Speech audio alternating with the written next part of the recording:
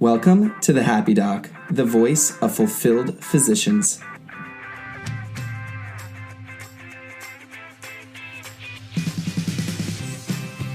This show is about bringing inspirational, creative, successful, and happy health professionals to you. Get ready to learn how you can be a happy doctor too. Hello, Happy Doc family. Welcome to another episode of the Happy Doc. This is your host, Dr. Taylor Brana. And before we get started with this episode, this is quite timely, actually. No pun intended, but I was recently reading a book about the concept of time and how important it is, and especially in the medical field. We are so strapped for time. We desire freedom. We're always busy.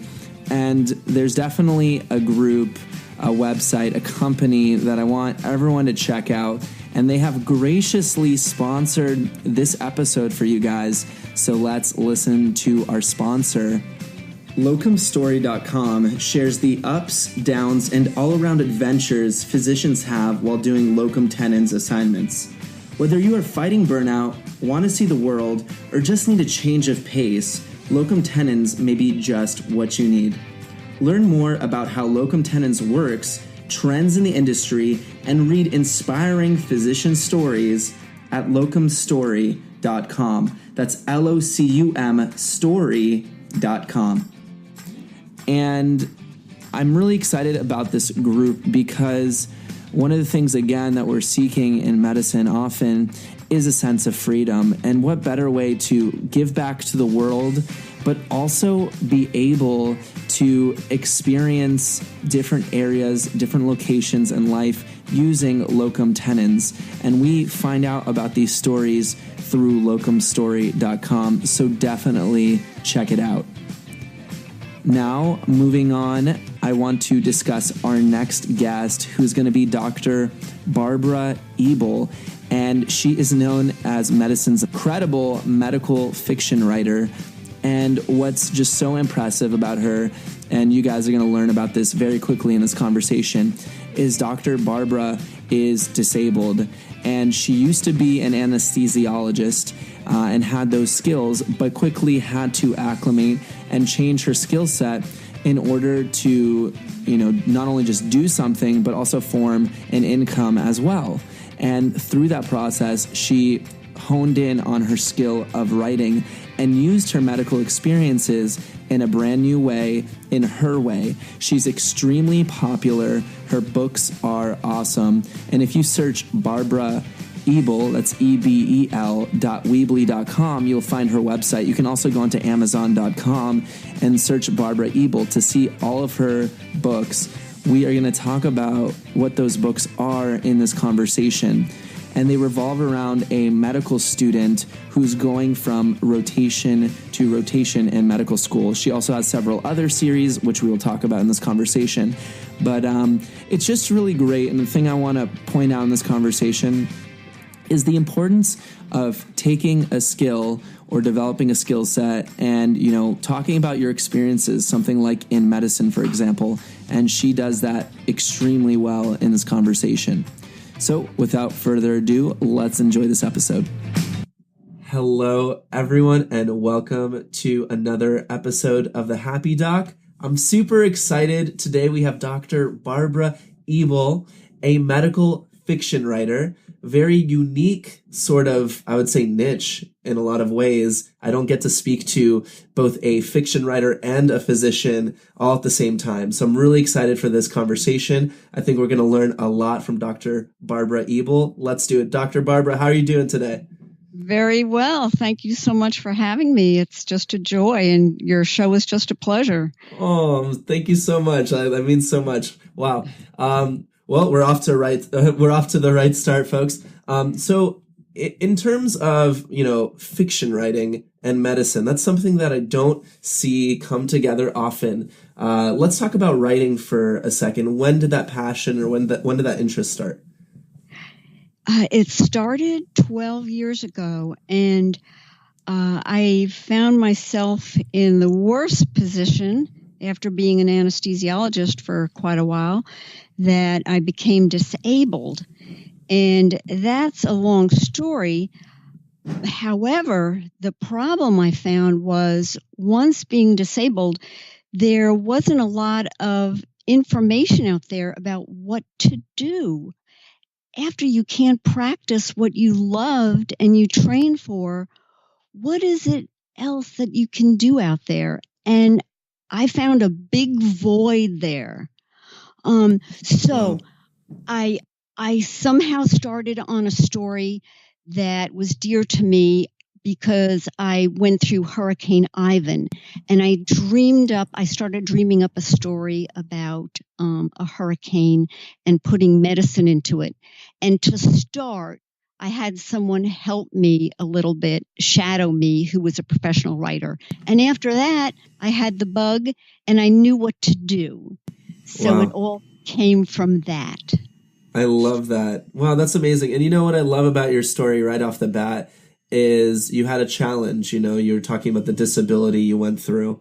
And, how did you come to grips with that? How do you come to terms with something like that? So just to kind of poke in a little bit, in terms of this disability, it impacted you so much you weren't able to practice at all, correct? Correct. Well, I take that back a little bit. The thing is, anesthesia is very much a surgical specialty. We're always reaching up to monitors and, to the IV poles and hanging fluids and using our arms and our shoulders to intubate and use different techniques. Sure. And it's very, very physical.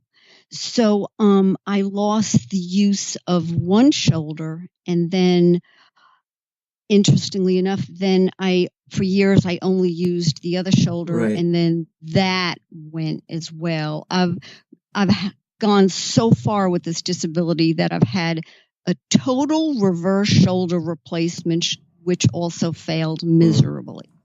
So I have all sorts of props, and I've gone through occupational therapy of all sorts of ways to even get through my day. Right. And the thing is, I look like a normal person, but I'm not. Yeah. And that's interesting to me myself, that there are people out there, you have no idea what their disabilities are because they look normal, and they really need help. I can barely get a jacket on me that I need someone to help me, or I have to basically climb into it. Yeah. And actually, so I really want to highlight what you just said there, because that was a very powerful statement. I look like a normal person, but I'm not. And I think, for everyone listening, right off the bat, that's such a powerful statement, because you think about all of the patients you might encounter, and you just look at them, you say, well, you look really healthy, right? And they might have a set of disease that problems. or problems or issues that we don't know of. And I think, that helps us be more cognizant of the fact that we do not know who we're speaking to all the time. We have to be able to speak to anyone with kind of a sense of care and being able to be cognizant of the fact that people have issues that we just don't know of. Right. And what's under the surface. I'll give you a visual example of that. I was just at Vanderbilt this week, and I pulled, and this is normal, I pulled into the hospital parking garage where you need to take a ticket. Mm-hmm. I cannot go through any fast food windows, bank windows, a garage in an airport. So anyway, I get into the lane and I cannot get the ticket out because my arm can't get out of the car. I can't control my arm to get the ticket out. So anyway, I park way off in the lane to the right, and I have to open my door and get out. Well, it leaves a trail of irritated people behind me because they're thinking, what is wrong with this lady? Get a move on. Yeah. So that's an example where I look normal, but yet I have to get out of my car and I can't get a ticket. And I make everybody behind me mad at me. Yeah. So I mean, I'm sure you've gotten used to it at this point, but how do you deal with that? Like in terms of people just misunderstanding you probably on a daily basis with little things like that? Well, luckily, one thing is my contacts. For instance, I gave a lecture this week and everybody knows me there, so they know what my problem is. But otherwise, what I can now do with my life is to write. I have this very small area in front of me where I can function. And basically, I live in the woods in the middle of Tennessee. So actually, I'm not out socially that much. That's a good thing for the problem that I live with. Yeah. So yeah, environmentally, it's a lot easier. Rather like if you're in a city, it would just be much more difficult. For sure. That makes a lot of sense. And so let's bridge us out to writing, because I'm just like so fascinated by your story. Again, you had a challenge. It kind of, functionally forced you into a smaller range of options, but you turned that into a strength and cultivated a skill, and that's writing. So we talked about now medical fiction writing. Where did that kind of, what was your inspiration for that first piece, for example, or what like got you to the, from pen to paper and then creating these books? First, again, I didn't know what to do with myself, and I didn't even know how to write. So, and I searched for about a year looking for things to do, and nothing was useful, nothing panned out. So, I can't even tell you, I just started, and I hired somebody in the Northeast to shadow what I was writing and to give me some input. So he gave me some structure, and then I had to learn the basics, and I can say that really the basics of writing are narration, description, and dialogue. And then once you understand those three things, is basically then there are two types of writers. They're called a pantser or a planner. And planners, like J.K. Rowling, she sits down and she writes a methodical plan and an outline, whereas I'm a pantser. So going through residency and medical school right now, it's so important to be so observant. Right. Every patient you're learning from. So every story, if you're observant and you're catching all the nuances of your characters and your patients and what's going on, they're going to stay in your brain. And I am amazed that 12 years later, I'm still writing about things that I saw. Wow. About patient situations. Now it's fiction, most of it's medical suspense. Yeah. However, I'd say at least 50% of what's in my books, the idea or the actual scenario or plot or scene came from something that I saw. I love that. Wow. And to me, it kind of reminds me of, our memories of these situations. They're like almost like little treasures that you can pull later and use as inspiration in some way. And right. Wow, I love that. So speaking of like writing techniques, I'm sure there's going to be people, even myself. So one of the really, really powerful things that I think people forget about is how important storytelling is, because storytelling is first off, it's part of medicine, right? The oral tradition of presenting someone, for example. Also, if we think about human beings in terms of like tribes, how did we pass on information was through stories. And then the advent of something like writing, right? Being able to write and pass on information that way is huge. So storytelling is like such a fundamental skill. So I'd really like to talk about what you were saying. So you were saying there are three parts to storytelling, right? Narration. What were the other two? Description and dialogue. And interestingly enough, in that order, narration, description, and dialogue, if you think back, that's in that order. It's the way things used to more be written. For instance, Moby Dick. Sure. It's mostly narration. Now, nowadays, we would get bored with a book like that because we see everything visually and there's all this visual content in movies and streaming. Right. So, for instance, when I write a novel and I'm doing a surgical scene, I don't have to go on and on describing to my reader what the OR looks like. Right. They already know about it. They would get bored if I talked about it. So so writing has totally changed. It's modern. And so basically, it's more the opposite. It's dialogue, description, then narration as far as putting your volume. Now, this is my opinion, but Sure. I think it's pretty, it's pretty much the way it is. We get bored. So, novels have to be quick and snappy. Sure. I love that. So let's talk about your writing a little bit.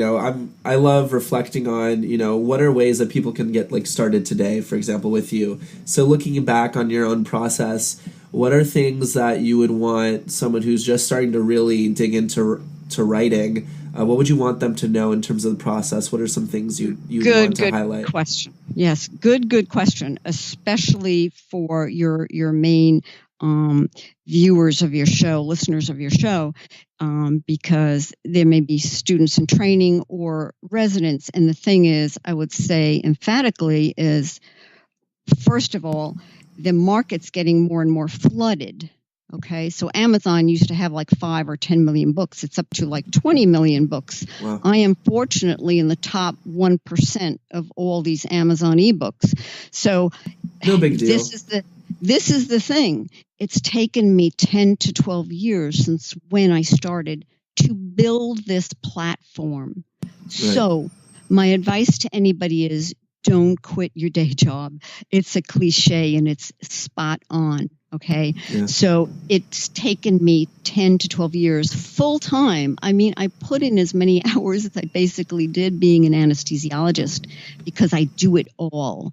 So you have to develop slowly. Even it's a good thought going through your residency, whatever. If you talk about de-stressing, for all of us and not becoming depressed. Well, that would be a good thing. If you do want a method to de-stress, then maybe writing a little bit in the evening or on the weekend, writing maybe something important or a particular patient from your previous week. Sure. And not only would it be honing in a little skill, but maybe later on, 10, 20 years from now, you may go back and say, oh my goodness, I've got some of this content.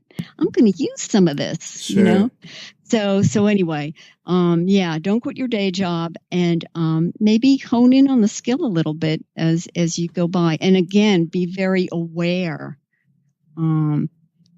of your patients and your situations and diseases. And of course, another big thing about my books is I'm kind of known as the credible medical fiction writer. So sure. I absolutely write credible medicine. For instance, I just launched a book a month ago. It's suspense and it's about tick-borne diseases. Huh. Basically, I just gave the plot away because you don't know what's going on for a while. However, all the new diseases, Powassan disease, is happening in the Northeast. It's basically deadly. It's 10% fatality, wow. and over 50% of the people that get it end up with some kind of neurologic outcome, wow. Permanent outcome. So I write credible things that all residents and medical students and people in training learn from, and I get a lot of emails thanking me for that part of it. So the other thing on the side, so there's the medical content, and of course I have to build characters.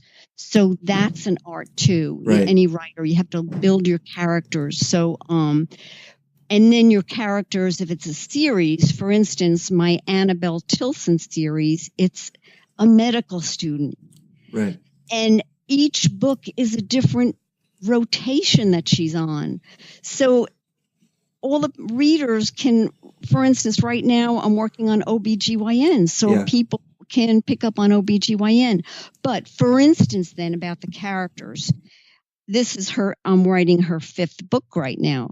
The thing is also, she can't be this perfect, wonderful medical student, right? Right. She has to have her flaws. And not only that, but she has to change. You would get bored with the same Annabelle in 5 books. So from book 1, she's kind of a little tramp on the side.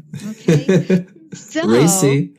And the thing is, and I don't get too racy, however, she's a bit of a tramp, and she's doing the modern things like the dating apps. Right. And she's getting her kicks from her dating apps. But then as the books go along, she's slowly maturing. Right. Okay.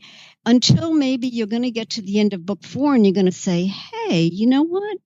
Annabelle's like, finally, I'm relieved. It's like she's shaping up here, and so, so that's another aspect is the characters and development. Sure. And you were talking about your style. Like, again, you're not much of a planner. You said prancer. Is that correct? So pantser, like fly by the seat. Pantser. Yeah. So I have a question on that. So, for your character, for example, are you kind of, as you're kind of going through this journey with Annabelle, for example, are you kind of going into this journey and having her develop free flow as you're kind of developing the story, or do you kind of have a little bit of a sense of where she's going? I'm just curious. Okay, no, I had a sense that I need to let her grow. Okay. Yeah. So, and the other thing is I perturbed some older readers who aren't so familiar with the way a lot of dating goes anymore. Right. And they were like, no, that can't be happening. And I'm saying, oh, yes, it is. Some of the stories there of her dating, I got right from real life. Yeah. So anyway, so the pantser more has to do with the theme, what I'm teaching in the book. Okay. So for instance, Desperate to Die, it's a book about the end of life. And there are all sorts of things that I wanted to bring up. And that was the theme of the book. Sure. The theme of the book right now, actually, this book on OBGYN, my theme is going to be medical errors and physician burnout. I love that. So through the story, we'll talk about the errors that occur. And through that, I'll be able to explain how many errors are going on in the United States, et cetera, et cetera. Just like with the tick diseases, I basically taught about tick diseases and about ticks and et cetera, et cetera. So I only go into the books with just a simple theme. What do I want to teach? Sure. Wow. Teaching, a matter of fact, I have to say that this week, I received in the mail the monthly Anesthesia magazine. Sure. It's called Monitor, and the front cover says "We are teachers," and there's a page in there that has a great big circle, a pie shell, and they've basically labeled all these scenarios of how all of us in medicine, almost by the day you're called an MD, that you are teaching. You become a teacher. Once you go into medicine, you are a teacher. And there's a million ways that we are all teaching. Right. I mean, and even the just word. like you right now. Well, thank you. I appreciate it. I mean, you're definitely teaching us right now. And, the word doctorare, I believe like the Latin roots are like to teach. So being a doctor is teaching. I think if you even look at the root words of it. But I love something you said. First off, like the credible medical fiction writer. What I love about that part is anyone who's going to read your books, including myself, what we're going to get is not only just the story and the entertainment factors, but the fact that it directly applies and the information you're reading is accurate. It weaves in so many things I get excited about because, with even our podcast, we love to highlight creativity. We love to highlight education. We love to highlight fulfillment. We love to highlight things that allow people to gain a sense of control in their lives, ability to express themselves. And you're kind of weaving all of these things into these books, which I think is beautiful, amazing. And that's something that's so exciting to me about this process. What are some challenges you've found in doing something like this? It's not as easy as it sounds. And I wish that I could just write my stories, but there's a lot to the business aspect, which is fun and rewarding as well. But I'd rather spend less time doing that. But still, it's all creative. I even plan out my own book covers. I go search the pictures I want, how I want them laid out, Sure. the fonts I want. So the sense of creativity is just enormous. Yeah. So, and then of course, some of them I've had made into audiobooks. Yeah. And that's another whole process. You need a good narrator and things like that. So and then maintaining a website, which you're all too familiar with. Of course. And and then of course your social platform, which is Twitter, which you all are doing a great job and growing. Growing. Thank you so much. Yeah. Yeah. So I tweet you guys out all the time. So you're doing a fantastic job, by the way. Yeah. No, it's great.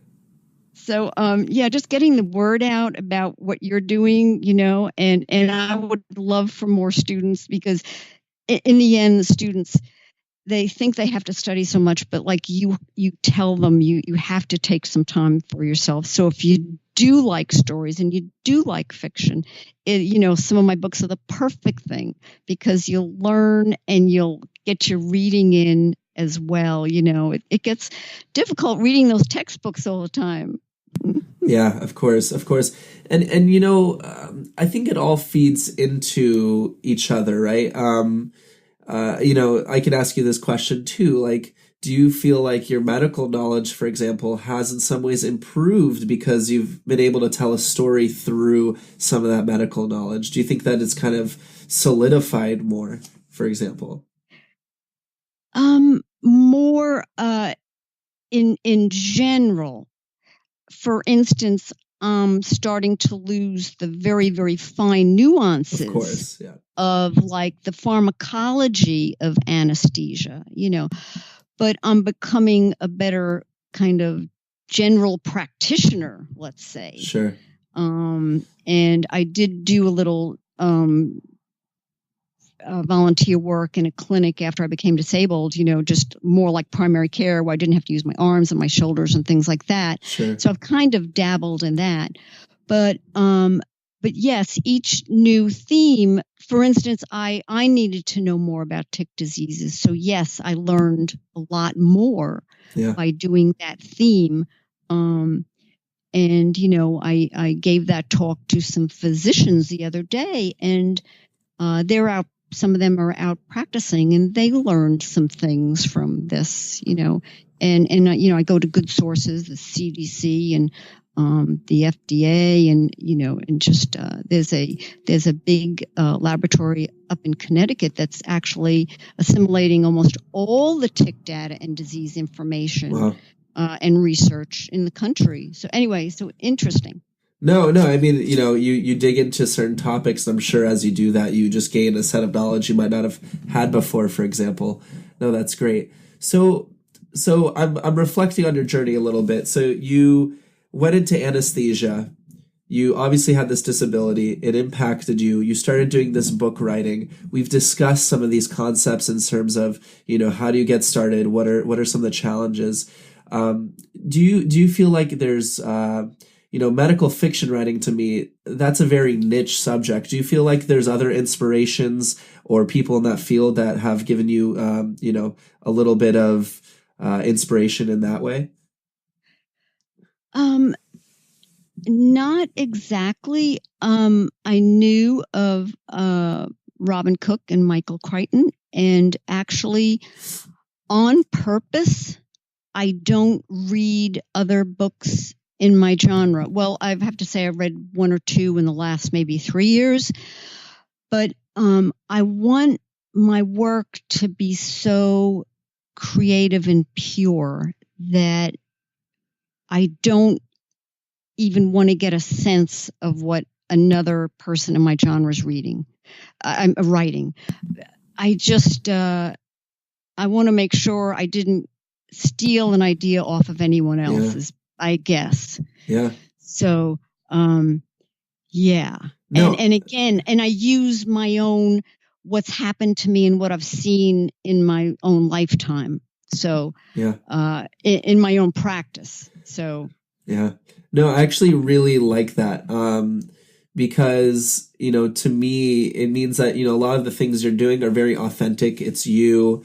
You're building that journey. I know it's a little bit unrelated, but I recently saw a video and it was talking about building a business, for example. And it's saying, why is everyone so focused on their competition? What you want to be focused on is your client or your skill or your craft.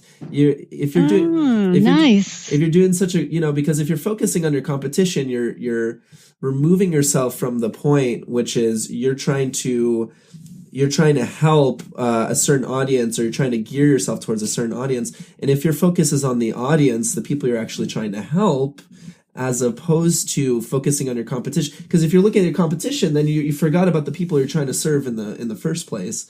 And so I think it's interesting that you said that, because to me that makes a lot of sense. You want to stay in your lane, you want to keep improving yourself, and you want to feed that audience that you've been serving. Exactly.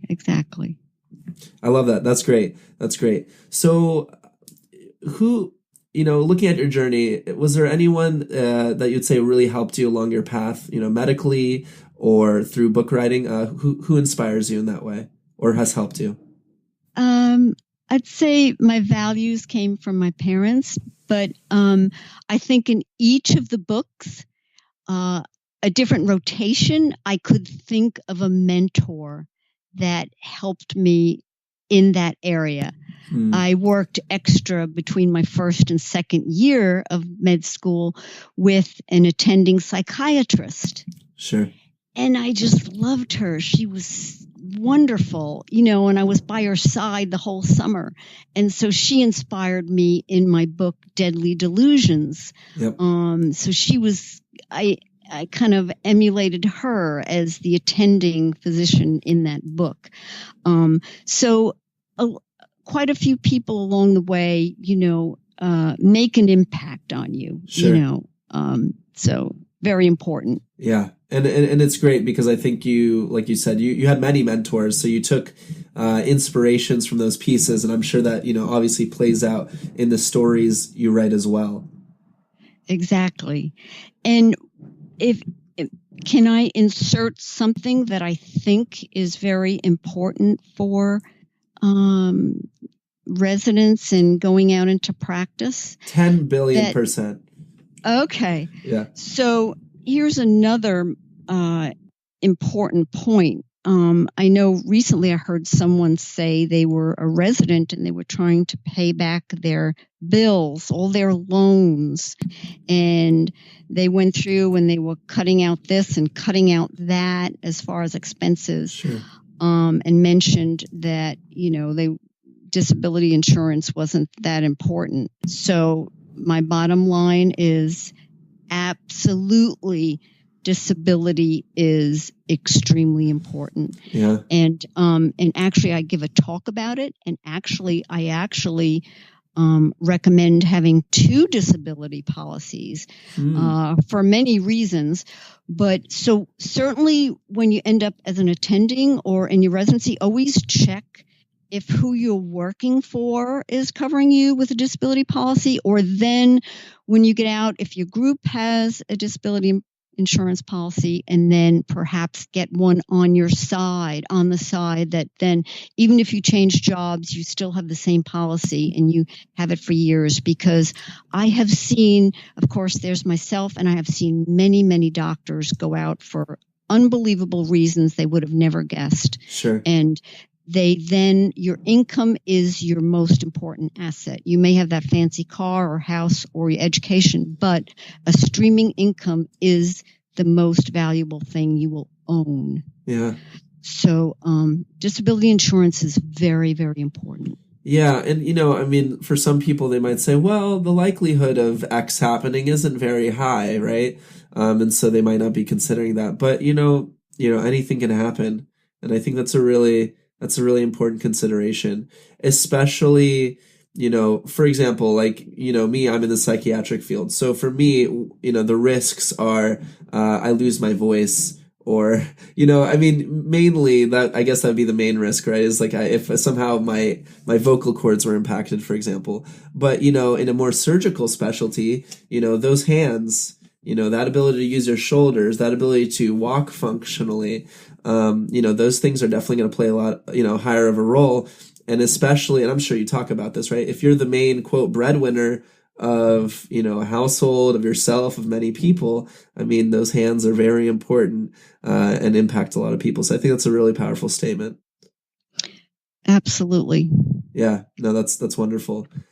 So looking back on your journey, is there anything you wish personally you would have changed, or something you would have told a younger self? Maybe like if you could insert yourself at a specific time, you're like, don't do that. Or like if there was a message you would give yourself, what would that be? Perhaps I would have been more careful with my shoulders. I was a big swimmer throughout all those years in training and residency.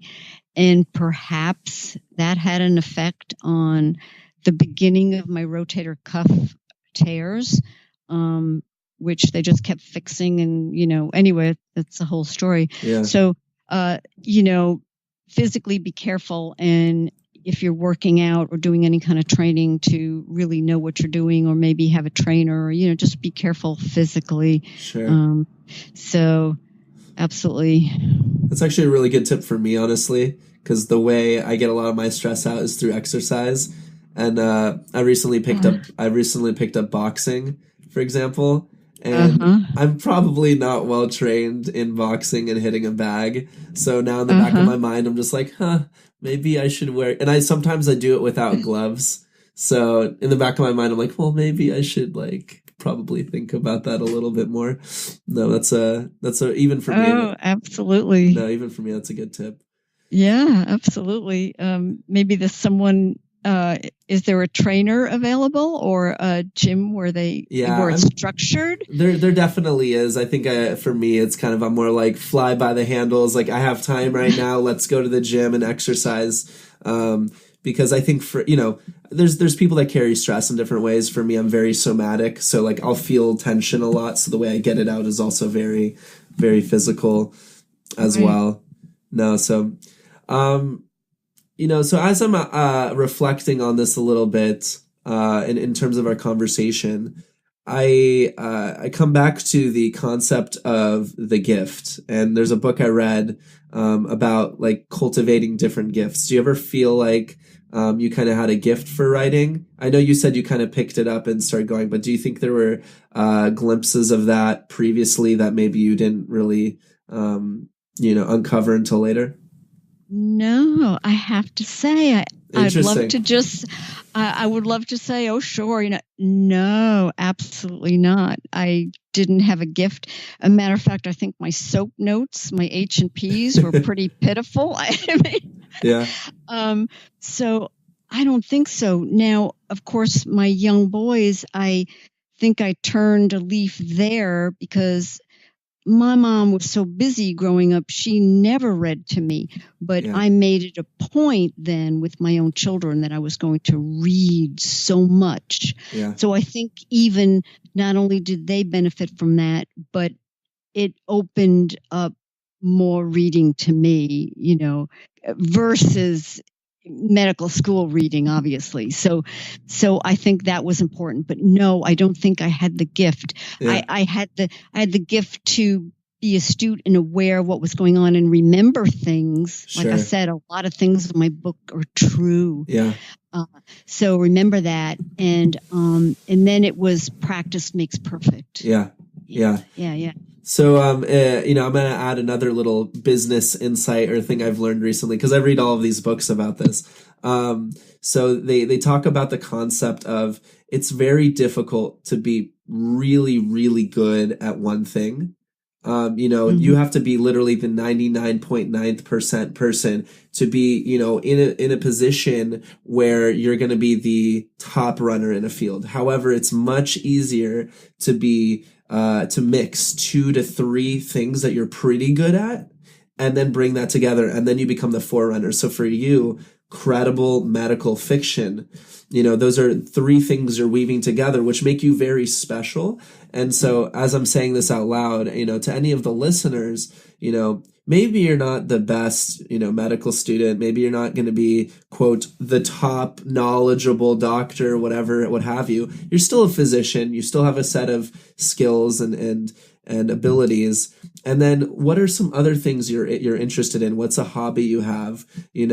I don't know how you weave in medicine and tennis, for example, but maybe there's a way. I don't know.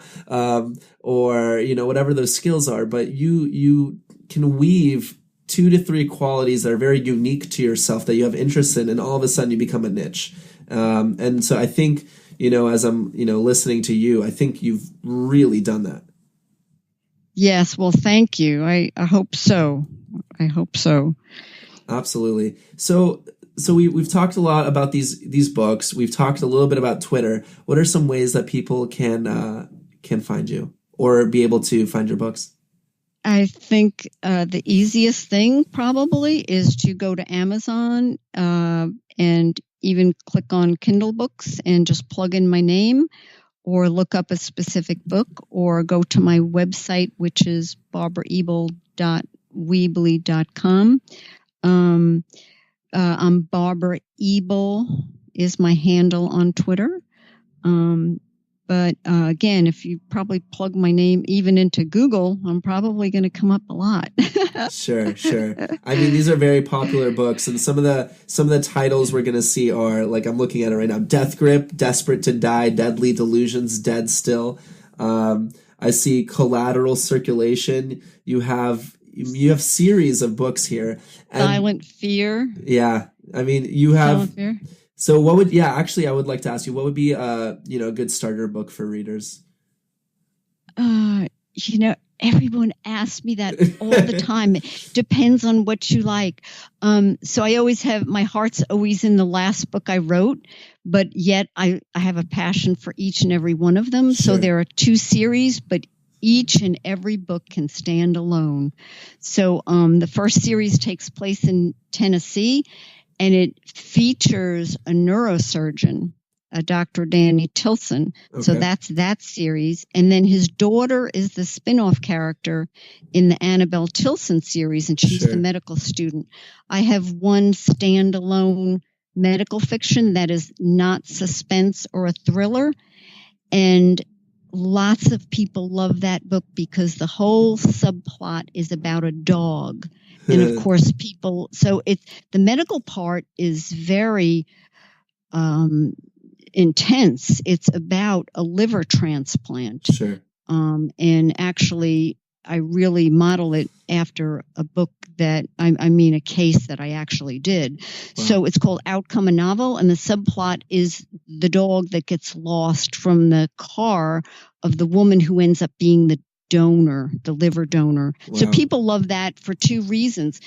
Heavy medicine, but this beautiful story about this lost dog on the side. Huh. So that's called Outcome, a Novel. And that's not part of a series, but I'm thinking about in the future making a follow-up to that book because it's my oldest book, and it has a following that it's like a cult book. It has a following that just won't quit. That's awesome. I love that.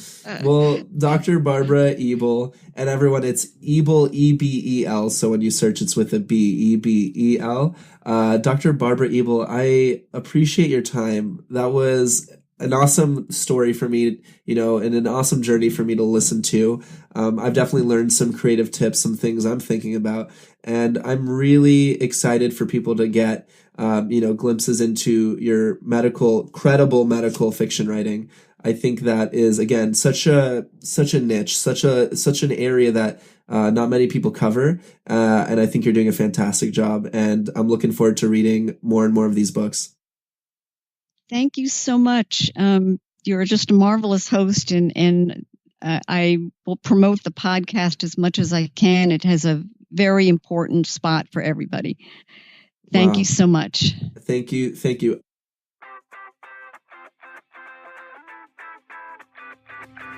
Thank you so much for listening to the Happy Doc Podcast, the voice of fulfilled physicians.